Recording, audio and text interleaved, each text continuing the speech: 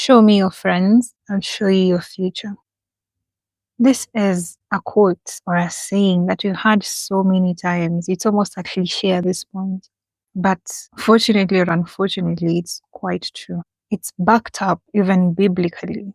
And so as you set out your goals for 2026, even just in life in general, who are you sticking with to help you achieve your vision? If this goal is above you, and what I mean by this is it's greater than your current state, it means that you won't do it alone. It means that you currently do not have the capacity to reach where you want to be unless you glean from some place. And many a times it's someone. So who are you sticking with? Those around you, especially if you're close, will shape you. Their habits, their character, behavior, morals, everything. It will rub off on you, whether consciously or unconsciously, whether you wanted it to, whether you tried to avoid it. And gradually, these people will mold you into a similar version of themselves. We also hear of this saying that hang out with 5 drunkards and you'll become the 6th. Hang out with 5 millionaires and you'll become the 6th. And if you listen to the power of the tongue, the first part of this series, we said that you're going to draw a lot of this from the book of Proverbs. And so Proverbs 27 verse 17, iron sharpens iron, and one man sharpens another. And as I was studying this, as I saw it again, and I read it from the Amplified Version, I got to see that it's not just about sharpening you in the positive light, because that's usually how we take this verse. The Amplified Version actually breaks it down with one simple word that changed the way I saw it.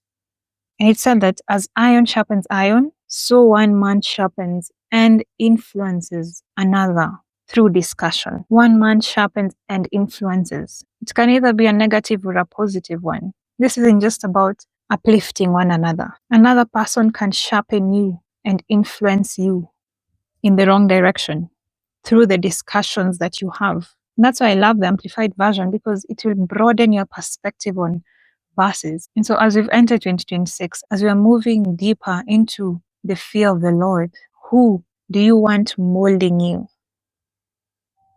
Hello and welcome everyone. My name is Hazel Nima. If you're new here, I'm your host, and you are in the 2 or 3 pod where God is in our midst.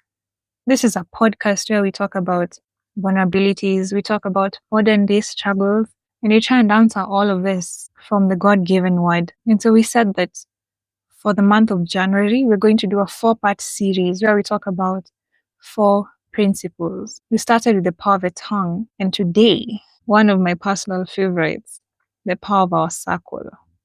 The people around us, not just our friends, the company we keep.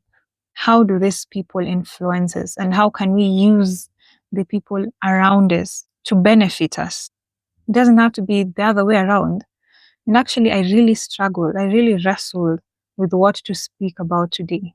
I just saw something interesting recently on the road.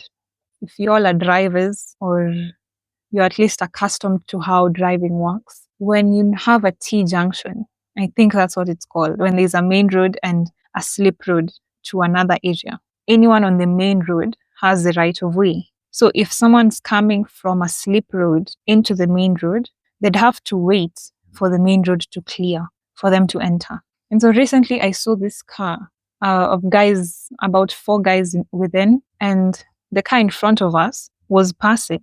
We were on the main road, so we were going straight. And then this car on the slip road with the 4 guys wants to get into the road, which almost caused a collision. And so naturally, that the person trying to join the main road should have waited, and so they're in the wrong. But guess what?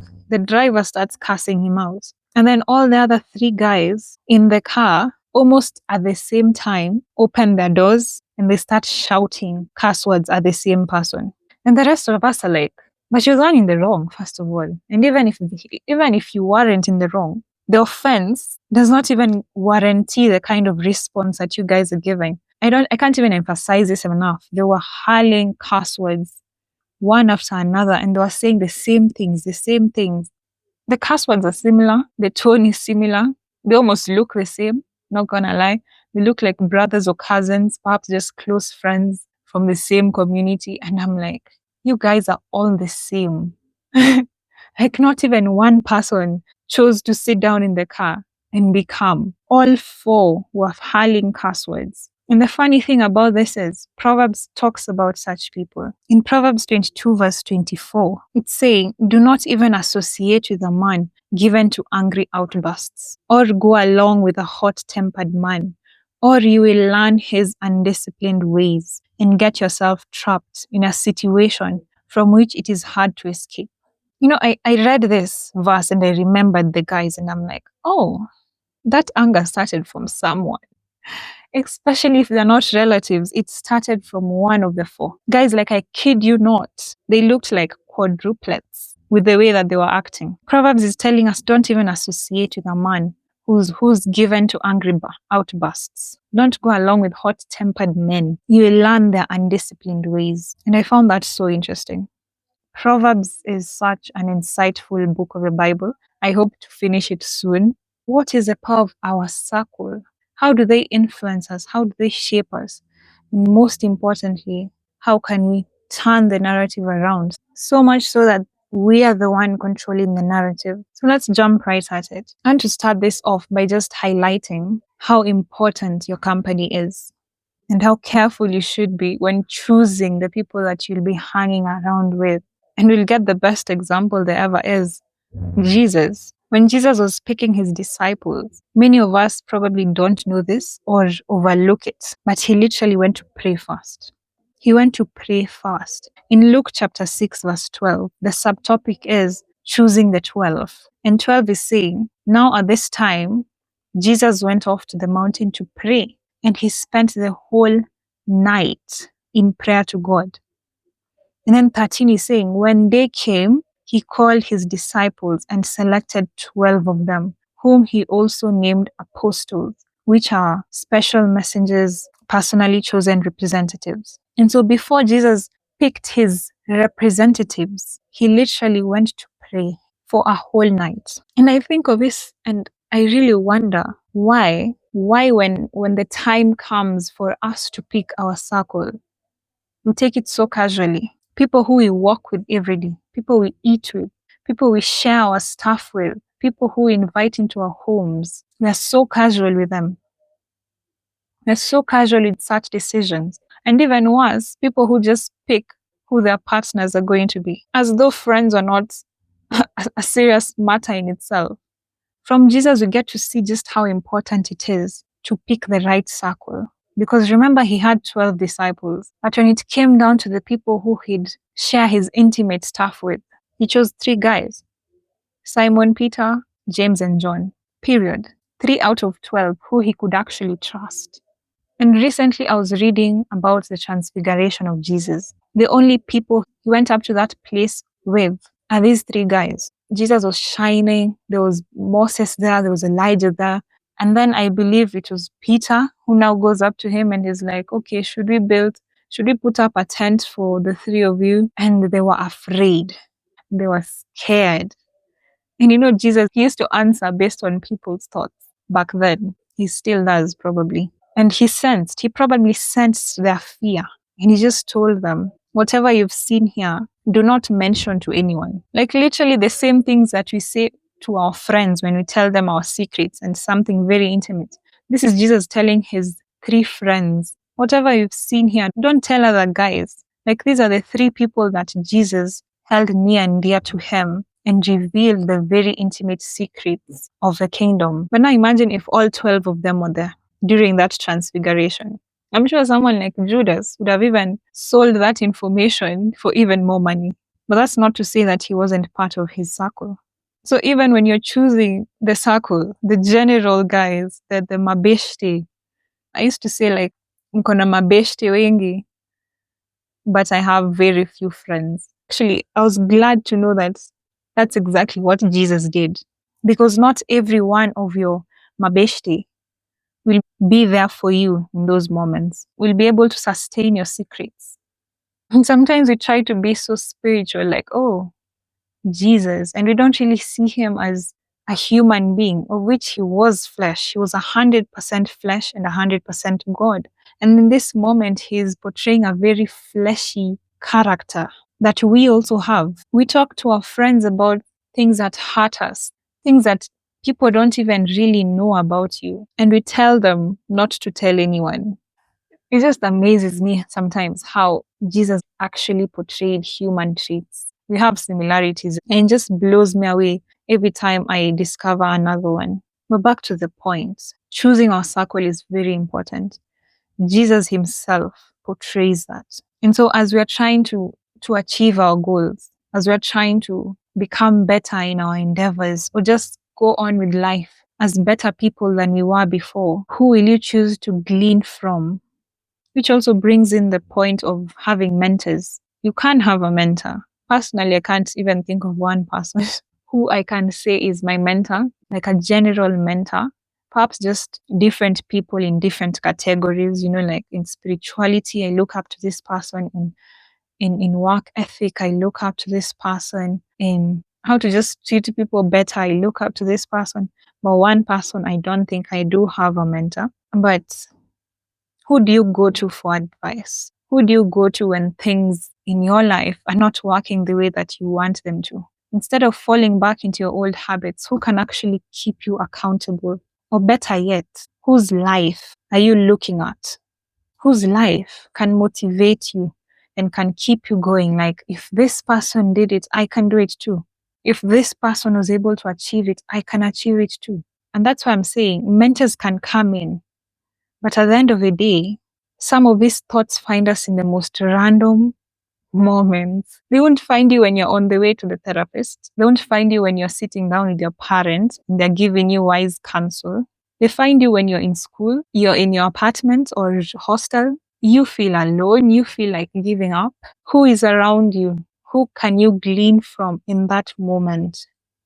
Who can you text? Who can you give a call? And they'll be with you. Who can you tell to pray for you? And I'll even give my own example of this just to drive the point home. Recently, I was talking to my friend from high school. I hope she's listening to this. If she's not, I'll still send it to her. She better. She better. And she was just telling me how, well, I think it was on my birthday, the long paragraphs. And she just said how I motivate her to keep going. And genuinely, that was so heartwarming. Of course, I've paraphrased. I don't remember the exact thing that she said, but it was heartwarming because I feel the exact same way about her life. Like, I look at the things she's achieved. She's gone to another country, another continent, even studying, working. She's been able to make her own money, make her own purchases. Like, she's adulting, proper adulting. And that really motivates me as someone who feels like they could not have done that at this stage of their life. And so to hear her telling me that, it chillings. I can't even explain what I felt, guys, because it feels like we glean from each other in ways that we don't even know. In fact, I'm even just going to ask her how I motivate her exactly. She looks at my life and she's like, you just motivate me to keep going. Like, nafikirianga tu Hazel, and I'm like, there's no room for failure here. Like, that's the energy I give her. And so that's just me saying that you need to be around people who you can glean from, people whose life you look at and you draw motivation from. And in this case, in this perfect case, we draw motivation from each other in very different ways. And better yet, this is someone that I can even go to for counsel. And I have multiple times. 100% would recommend. And when I was reading Proverbs once again, chapter 27, verse 9, saying that oil and perfume make the heart glad. And so does the sweetness of a friend's counsel that comes from the heart. Guys, this is the year where we cut off people. And I'm sorry if this sounds cliche, cutting off people, but you need to cut off people who do not fill up your spirit, who do not edify your spirit, people who cannot motivate you, encourage you, people who cannot drive your ambition. This isn't just about being young and having the friends who you can go out with and party with, because all of that will perish. All of that will pass away. And I know that you usually say that, oh, this is temporary. And we do it with that mentality that it is temporary.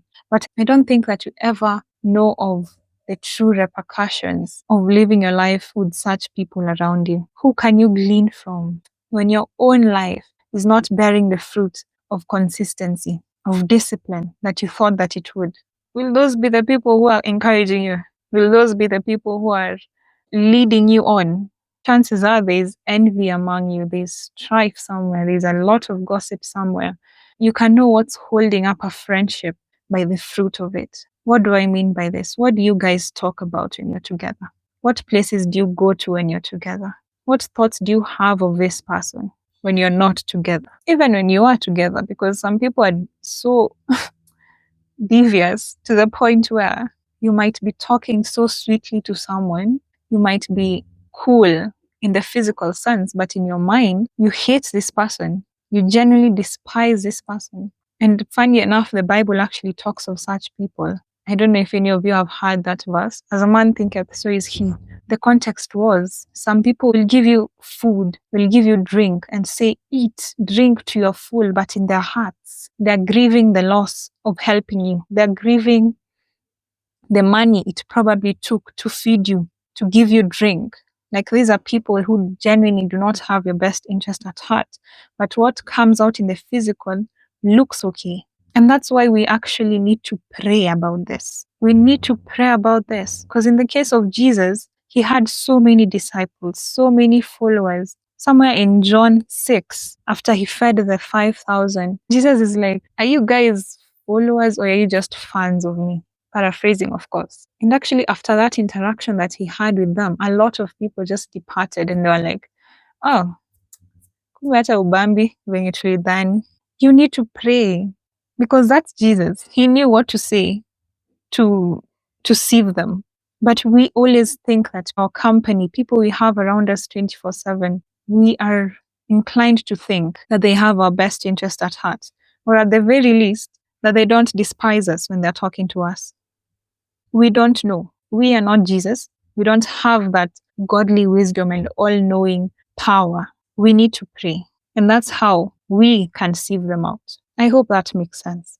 Now, in the midst of my confusion and debate about what I'll get to talk about, the power of wisdom really came up a lot, to the point where I actually thought that we'd talk about the power of wisdom in itself, until I got to recognize that wisdom isn't just something in itself. It's not just an entity. It's more of a spirit.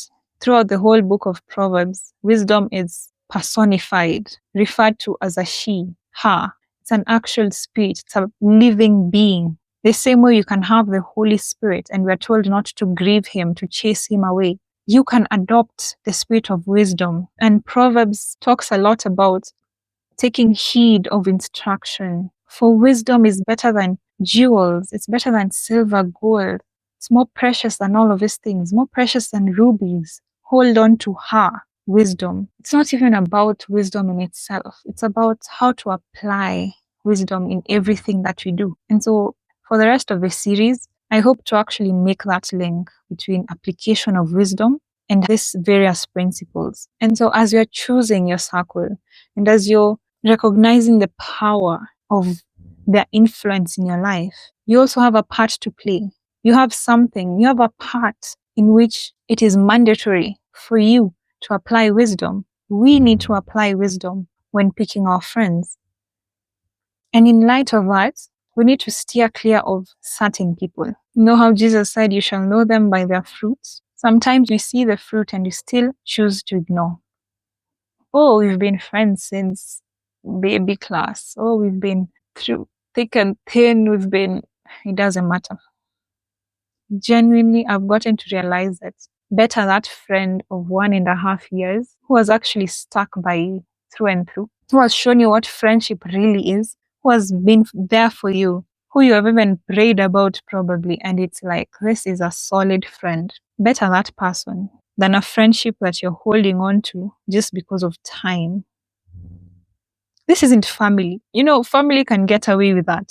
And even that, it's to a certain degree. This isn't family where you say that we've lived together for X number of time. I love my sister. I love my brother. I mean, I may not like them, but I love them. This isn't family. You're not bound to that person. Genuinely. We can talk about friends who become family, but number one, if this person promotes your sin, not just actively, but even passively in the sense of not calling you out. Number two, if this person lacks ambition or hides the ambition from you, the people who do work in secret, who see your struggles, they won't help you. They hide it from you. Number three, people who gossip. If that long-time friend of yours is in any of these three categories, please just go and pray about this. This is something that I've also had to reckon with. I'm not saying it's easy. It's genuinely not. The same way with family, after you stay with someone for a while, our brains are wired to welcome familiarity. It doesn't matter if the familiarity breeds good influence or bad influence. In short, our brains basically tell us better something bad than nothing at all. In that way, we are all clingy people. That's how we are wired. I'm not going to stand here or talk here and say that it's going to be easy letting go of such people. But for the sake of growing in your stewardship, for the sake of growing in your discipleship, who are you growing with? And in what direction are you going with this person? A lot of people may argue that, oh, they don't do anything actively bad. They're not a bad influence. Even if they have the bad habits, I don't follow in the bad habits. But guess what? There's no gray area. If someone is not pulling you towards good, which is God, then they're pulling you towards the other side. If it's not one, it's the other. There's no gray area when it comes to matters spirituality. Even when we get philosophical about it, as human beings, we grow physically. And the assumption is that with every single year, we'll be a bit wiser, we'll be a bit more mature, we'll be a bit richer, we'll be more mentally stable, we'll be more emotionally intelligent. That's the perfect assumption. And so if this person that is influencing your life, whether you know about it or not, if this person does not create a perfect, fertile ground in your friendship for that growth to take place as time goes, it means that you will be growing physically and there's no spiritual growth because the people you're around aren't spiritual in themselves. They aren't even saved. They're non-believers. It means that you'll be growing physically, but the people around you have no ambition to help themselves, so they can't even help you in your own goals. And so you'll always be the same immature person that you've always been from the moment you began being friends. So we can even say that, oh, we're not influencing each other negatively, but you're also not growing together. You're not growing in the fear of the Lord. You're not growing mentally. This person does not challenge you to become a better person. You're not growing emotionally because every single time you people are together, all you do is gossip. So yes, you don't have any bad habits. Yes, they don't rub off anything negative on you in the physical, but these are the repercussions we're talking about. The repercussions we never really realize, we never get to know about unless we sit down and evaluate. This evaluation can only be done with God.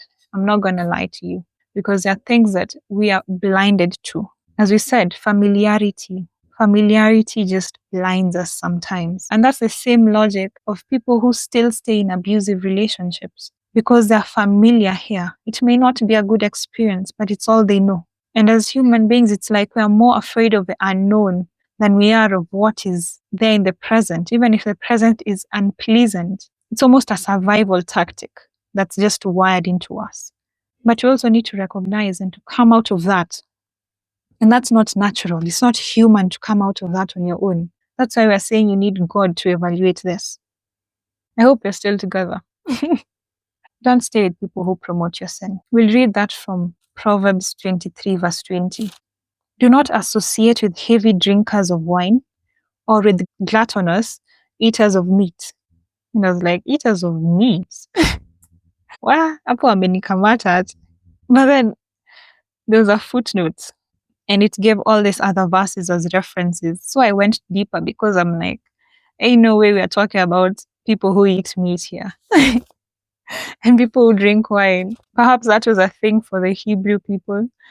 And it was really, considered really bad. But I'm like, hey, it does not seem like that bad of a thing. And so I had to go deeper. And Romans 13:13 says, let us conduct ourselves becomingly as in the day, not in reveling and drunkenness, not in debauchery and licentiousness, not in quarreling and jealousy, but put on the Lord Jesus Christ and make no provision for the flesh to gratify its desires. And what really drew me to this is the context of it. Paul was saying that salvation is nearer to us now than when we first believed. And then it's saying that the night is far gone and the day is at hand. Of course, these are just, can I call them analogies?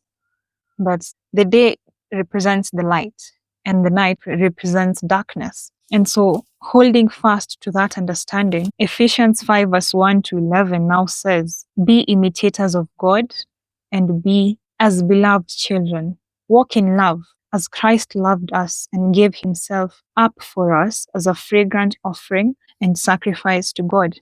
And then it's saying in verse 3, but fornication and all impurity or covetousness must not be named among you.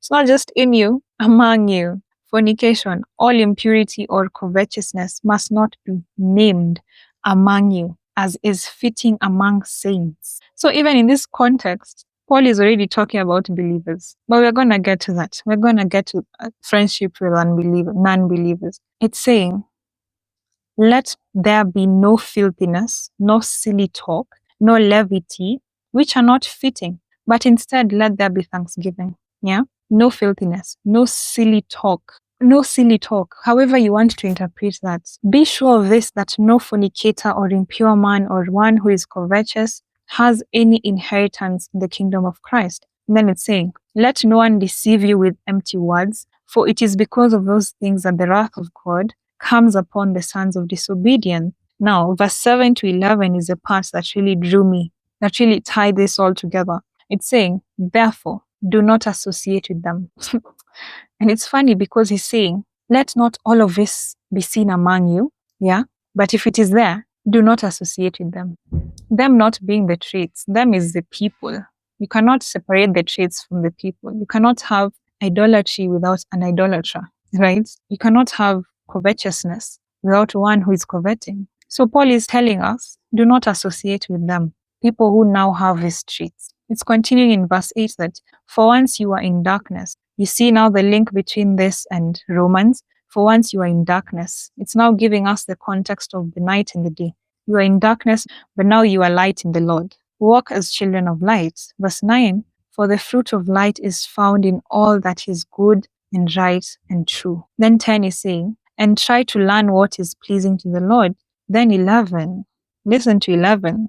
Take no part in the unfruitful works of darkness, but instead expose them.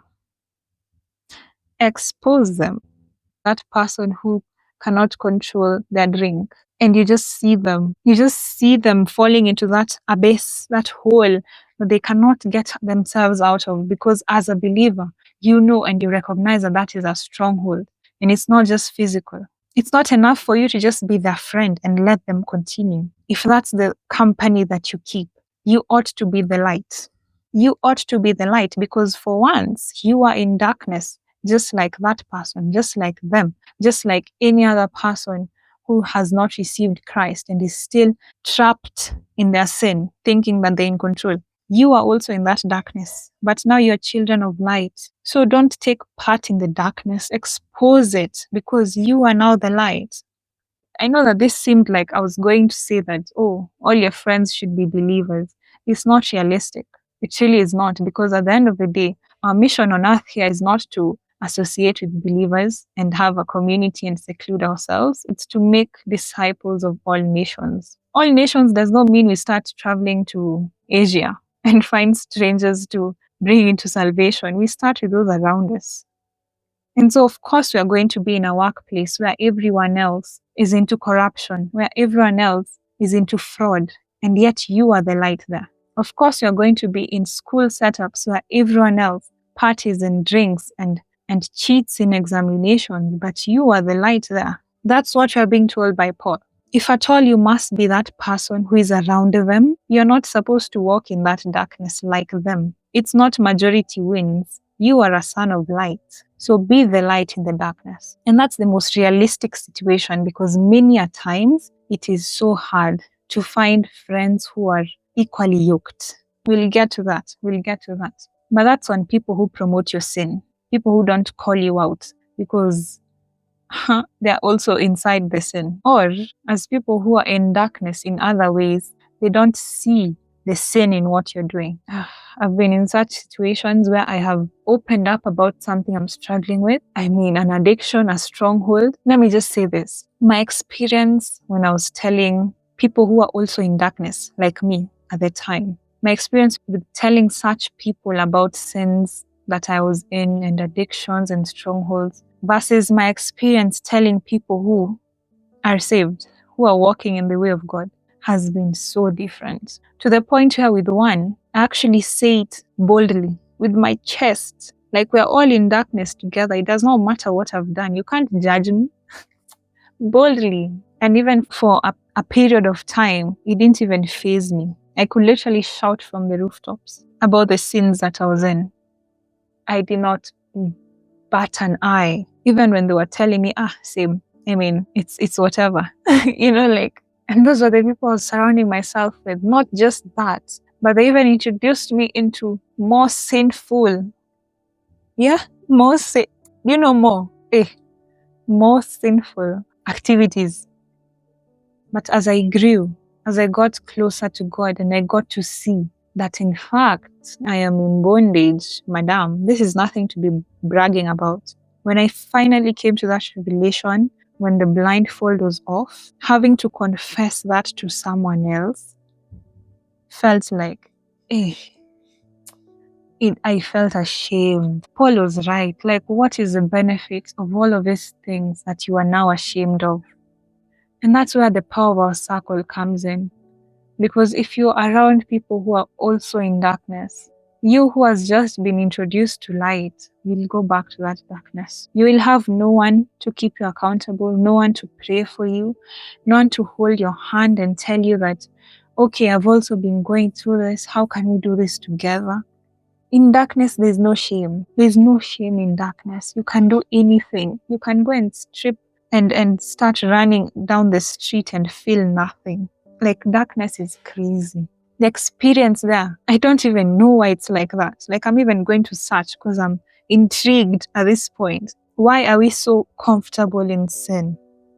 Up until that point where the blindfolds are off, God had mercy. Someone planted a seed in you, it was watered, and God caused the growth, and now you're a saved person. You're in the kingdom, you're a son of God. Up until that point, sin just feels like everyday life. It feels like breakfast, lunch, and supper. It's crazy. So steer clear of such people. People who can't call you out. People who promote your sin. Hey, tell me. We also talked about people who gossip. Now, the thing that I love about these messages is I almost relate to all of them. Literally all of them. And what I got to realize about gossip is that we don't treat friendships the way that we treat relationships. Like having a partner. Hey, hapo mtu ugeuka. That's where the lover girl, the lover boy comes out. You're doing all these things. That's where you also want to share your secrets. That's where you want to be vulnerable. But with friendships, it's so surface level. And I remember having a conversation about this, about how there is no intimacy in friendship. And honestly, it's not our fault that we gossip. Not really. Well, it is, but it isn't at the same time. It is because, in fact, we do have control. You can, at that point, just keep quiet. It even says so in Proverbs. Like, I just can't trace the verse right now. Or perhaps I can. Let's see. Proverbs 11 verse 12. He who belittles his neighbor lacks sense, but a man of understanding remains silent. And so with wisdom, that's why I'm saying that all of this is based on wisdom. For you to even steer clear of people who gossip and to stop gossiping in yourself, you need a higher level of understanding. Just that keeping quiet. Because I don't know why gossiping is so sweet. Hey, gossiping is sweet. I don't know why. So for you to just keep quiet, it takes a supernatural wisdom. Like, it is not human. It is not our human nature to be quiet when you can contribute. You even have something spicier to add to that story. It's not human nature. And so Proverbs is telling us that a man of understanding remains silent. But where was I going with this about the relationships and the friendships? I digressed. I was having a conversation with my friend about this, and she was talking about how she craved intimacy And for us, just generally, every time we feel that way, we always translate it as, I need a girlfriend, I need a boyfriend, like I need to be vulnerable with someone, I need to be loved. And we're not talking about family. That urge that we usually get as humans. You'd be lying if you said you've not gotten it, and lying even more if you said that you didn't fall into that and actually get into a relationship. But guess what? There's love in friendship. There's vulnerability in friendship. In friendship, you can find a place of intimacy and peace where you can actually go to this person with your problems, where you can actually go and tell them that I've been trying to grow closer to God, but 1, 2, 3 has happened this past week. Help me. Pray for me. Pray with me. We don't have that in friendships. And that's why I'm saying that it's not our fault that we end up gossiping.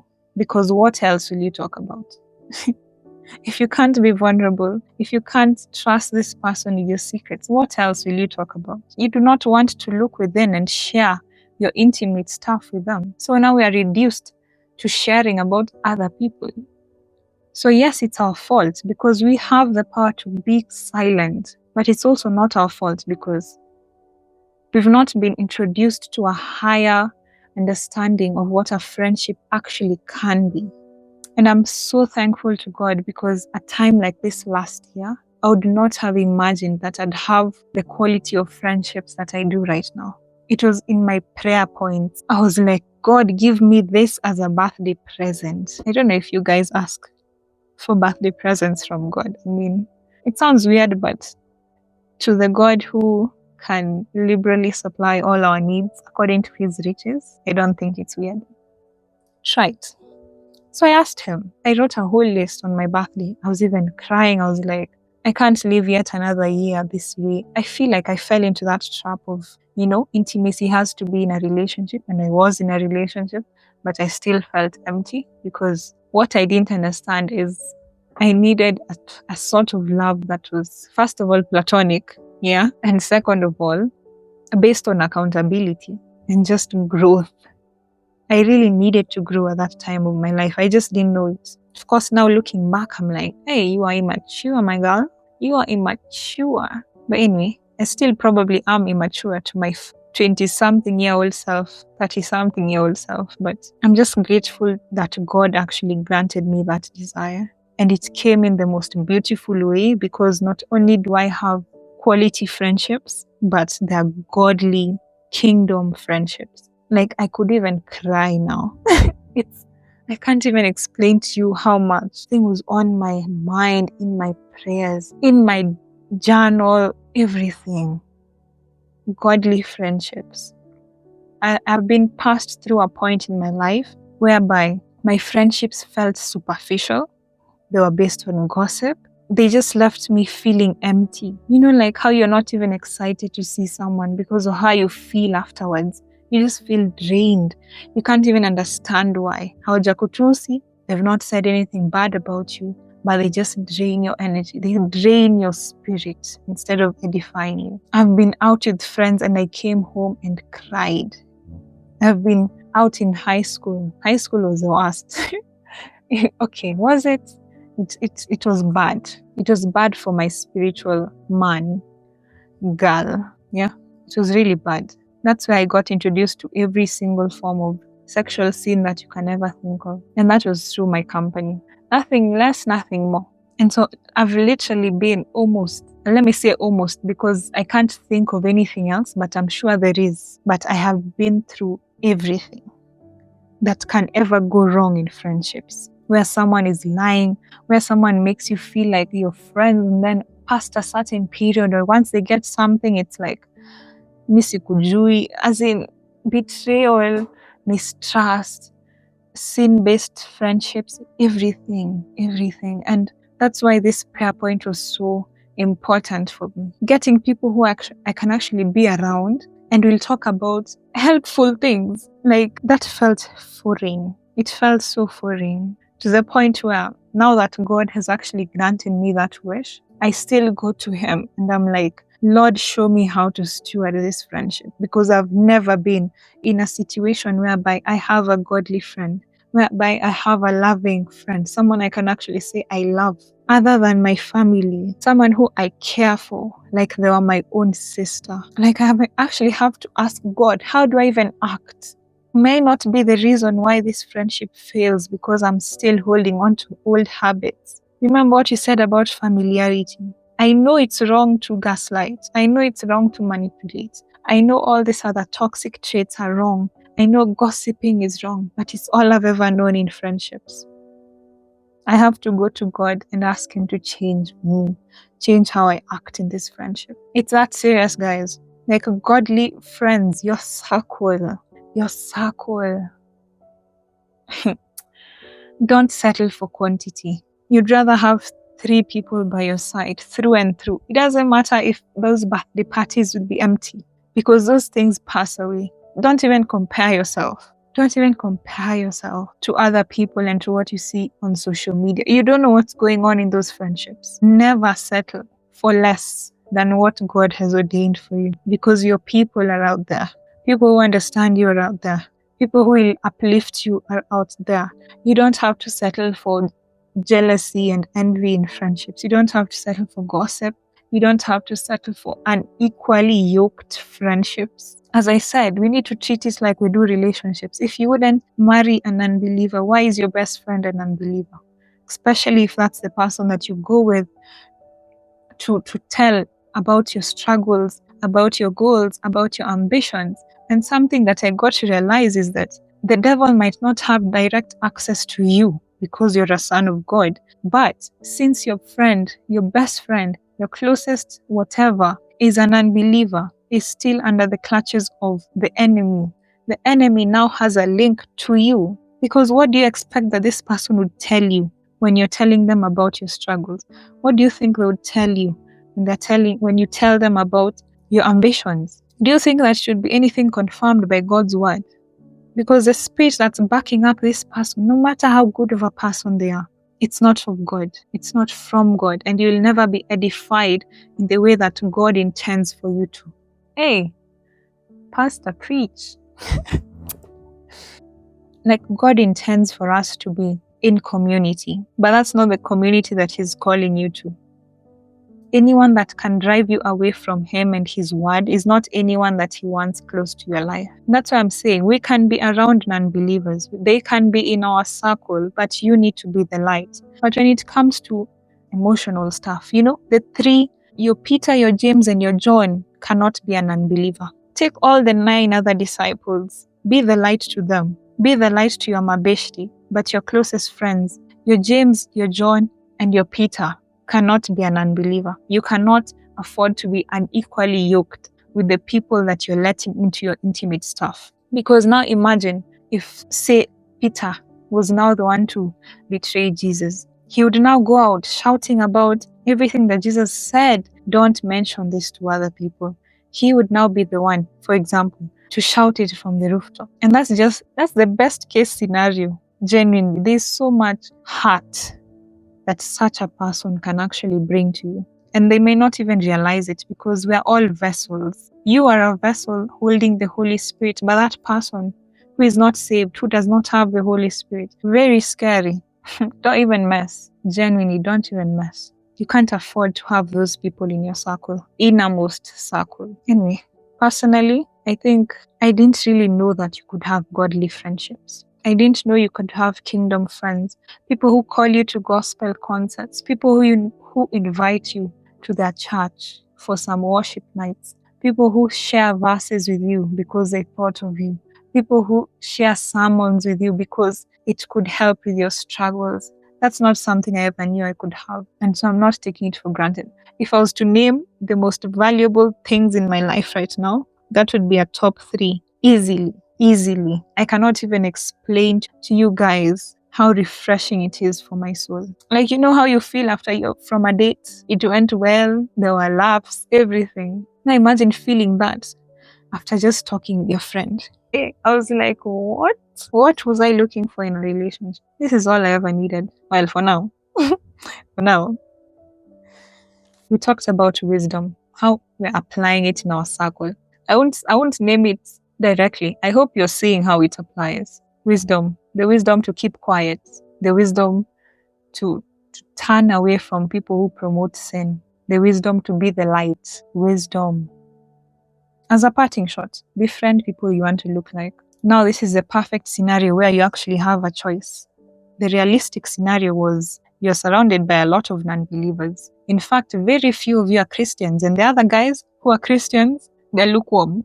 Okay, so that's the realistic scenario. That's what we'll all almost always find ourselves in. But for a perfect scenario, befriend the people you want to look like. If you're a new believer, don't start befriending people who are still in their sin. If you're a new believer, don't start following people who are on social media posting about all manner of things. If you now have the choice, don't make the wrong choice. Wisdom. Don't make the wrong choice. The wisdom that is around you in your circle should be the same, if not more. Preferably, it should be more than the wisdom that you have, because that's how you know that you'll grow. That's how you know that you're not wasting each other's time in that friendship. As iron sharpens iron, one man sharpens another. And how do you know? How do you know that this is someone you should associate with?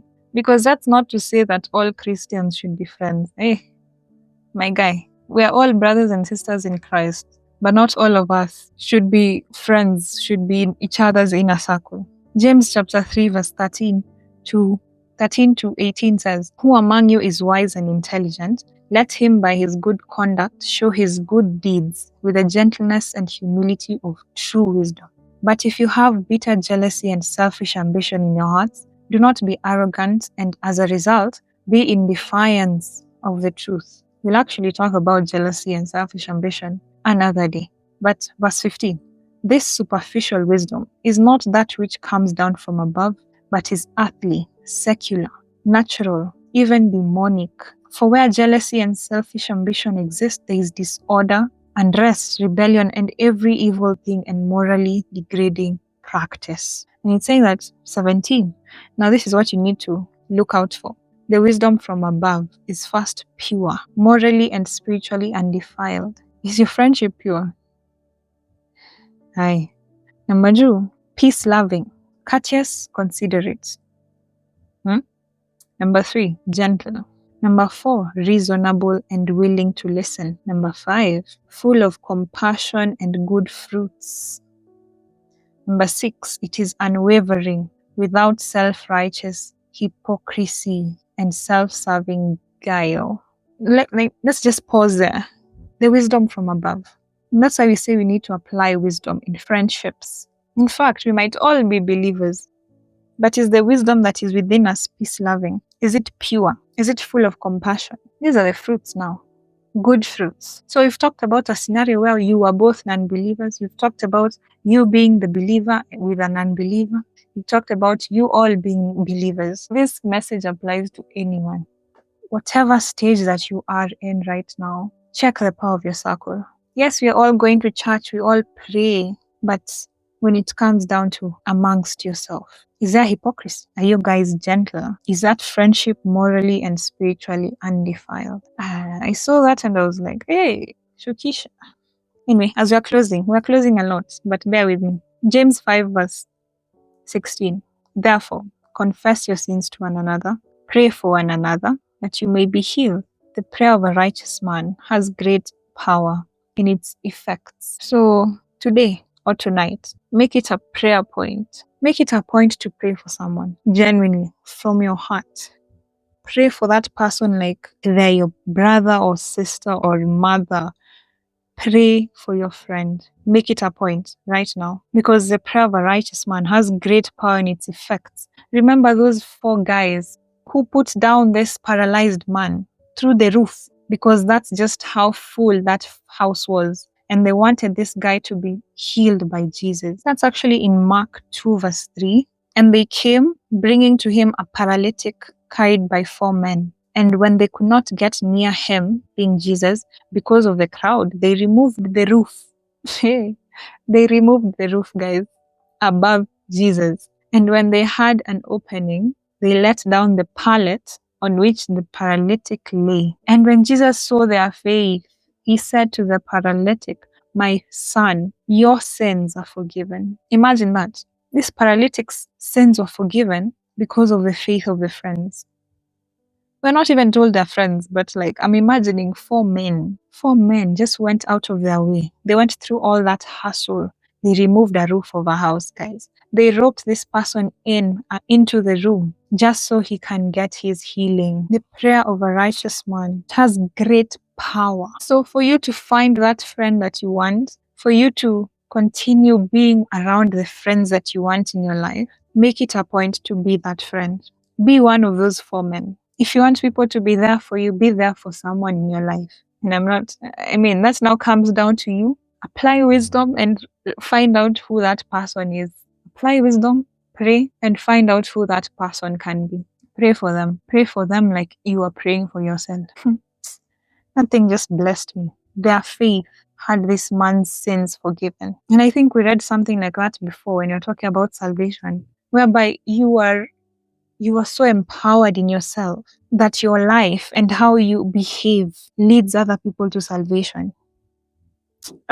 Levels. But anyway, I really enjoyed this one. I know I say that about all of them, but it's because I enjoy them. I enjoy all of them genuinely. This felt like a breath of fresh air. It felt like an emotional roller coaster. I've had to let go of a lot, speak on a lot, open up about a lot. So I really hope it blessed you. This should not be for nothing. Please. And as you said, pray for someone. Pray for someone. That struggle that someone possesses that you're actually aware of, intercede for them like it was your own problem. That's now where we should sharpen each other as Christian friends. It's not just enough to be, this is my friend, we're friends, you're okay. There's nothing wrong between you, but you need to make it a point to grow now. Sharpen each other. There's never an end to improvement. I don't believe there is. Sharpen each other. And if you enjoyed this, please share. If you didn't enjoy it, still share. Someone else will. And be sure to give us a 5-star rating, the podcast, so that many more people can be reached by it. And all in all, I just pray for the grace to apply what you've learned.